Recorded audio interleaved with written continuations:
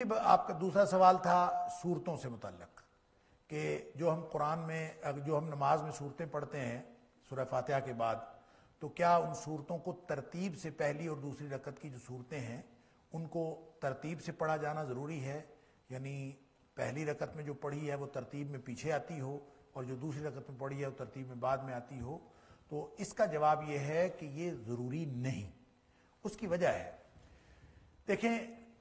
نبی اکرم صلی اللہ علیہ وآلہ وسلم سے ہمیں ثابت ہے آپ کی سنت سے کہ دو رکعتوں میں الگ الگ آیا اگر جو صورتیں پڑھی ہیں، اگرچہ جو آپ کے عام معمولات تھے اس میں ہمیں یہ ترتیب نظر آتی ہے۔ مثلا جو فجر کی سنتوں میں آپ اکثر جو فکس کر کے دو صورتیں پڑھتے تھے اس میں ایک سورہ کافرون تھی، ایک سورہ اخلاص تھی، اور ظاہر ہے پہلی رکعت میں سورہ کافرون پڑھی جاتی ہے، دوسری میں سورہ اخلاص، تو اس میں تو ترتیب ملحوظ رکھی ہوئی ہے۔ اسی طرح جمعے میں جو عام طور پر نبی اکرم صلی اللہ علیہ وسلم تلاوت فرماتے تھے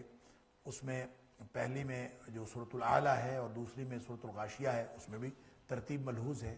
علی ھذا القیاس ہمیں جہاں بھی نظر آتی ہے اس میں ترتیب۔ اسی طرح فجر کی جو جمعے کی جو فجر کی نماز ہے اس میں نبی اکرم صلی اللہ علیہ وسلم کا عام طور پہ معمول ہوتا تھا کہ آپ پہلی رکعت میں سورہ سجدہ تلاوت کرتے تھے اور دوسری میں سورہ دہر تلاوت فرماتے تھے، تو اس میں بھی ترتیب ملحوظ ہے۔ تو یہ اس کا مطلب یہ عمومی طور پر تو نبی اکرم صلی اللہ علیہ وسلم اس ترتیب کو ملحوظ رکھتے تھے، لیکن یہ ضروری نہیں ہے۔ یہ کہاں سے ثابت ہوتا ہے؟ یہ اس طرح ثابت ہوتا ہے کہ نہ صرف پہلی اور دوسری رکعت کی ترتیب بلکہ ایک ہی رکعت میں نبی اکرم صلی اللہ علیہ وآلہ وسلم نے، حدیث میں آتا ہے، پہلے آپ نے سورہ نساء تلاوت فرمائی، جب وہ مکمل ہو گئی پھر آپ نے سورہ آل عمران تلاوت فرمائی، جب وہ مکمل ہو گئی پھر آپ نے سورہ بقرہ شروع کر دی۔ تو اس کا مطلب یہ ہے کہ اگر آپ ایک سورت کے پڑھنے کے بعد اگلی رکعت میں ترتیب الٹ دیں تو یہ تو اور بات ہے، آپ ایک ہی رکعت میں بعد والی سورت اور پھر اس کے بعد پچھلی والی سورت پڑھ سکتے ہیں۔ یہ نبی اکرم صلی اللہ علیہ وسلم سے یہ ثابت ہے، اگرچہ عمومی طور پر آپ ترتیب کو ملحوظ رکھتے تھے۔ اور بات یہ ثابت ہوئی کہ عمومی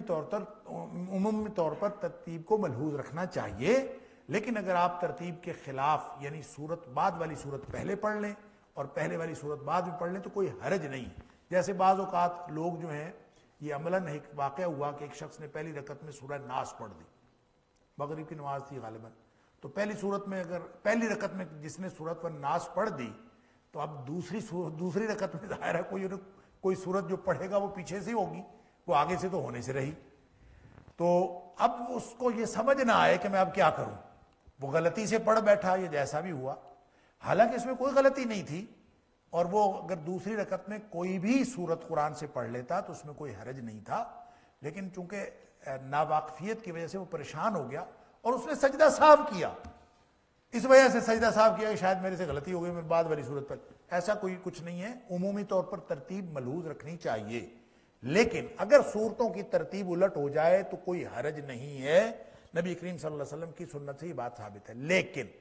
اس میں ایک بات ذہن میں رکھیے کہ صورتوں کی ترتیب تبدیل ہونے سے کوئی فرق نہیں پڑتا، آیات کی ترتیب آپ تبدیل نہیں کر سکتے۔ آپ یہ نہیں کر سکتے کہ کچھ آیات بعد کی پہلے پڑھ لیں اور پہلے کی آیات بعد میں پڑھ لیں۔ ایک ہی سورت کی آیات آگے پیچھے نہیں کی جا سکتی، ایسا نہ کوئی دلیل ہے، نہ کوئی ثبوت ہے، اور نہ کبھی نبی کریم صلی اللہ علیہ وسلم نے ایسا کیا۔ یہ غلط ہے، اور اس کے بارے میں علماء نے لکھا ہے یہ تو گناہ ہے کہ کوئی شخص بعد والی آیات پہلے پڑھ لے اور پچھلے والی آیات جو ہے وہ بعد پڑھے، ایسا نہیں۔ البتہ صورتوں کی ترتیب میں آیات کی ترتیب نہیں الٹی جا سکتی، صورتوں کی ترتیب الٹی جا سکتی ہے۔ اس میں ایک معنوی طور پر فرق یہ بھی ہے کہ جب آپ آیات کی ترتیب الٹیں گے تو مفہوم تبدیل ہونے کا خطرہ ہے، اور جب آپ صورتوں کی ترتیب تبدیل کریں گے تو اس سے مفہوم تبدیل ہونے کا کوئی خطرہ نہیں ہے انشاءاللہ۔ اس لیے صورتوں کی ترتیب اگر تبدیل ہو جائے کوئی حرج نہیں، لیکن عمومی طور پر کوشش یہی کرنی چاہیے کہ پہلی والی صورتیں پہلے پڑھیں اور بعد والی بعد میں پڑھیں، کیونکہ نبی اکرم صلی اللہ علیہ وسلم کا بھی عمومی معمول یہی تھا۔ البتہ اگر کوئی کبھی پڑھ لے اس میں کوئی حرج نہیں ہے۔ واللہ اعلم بالصواب۔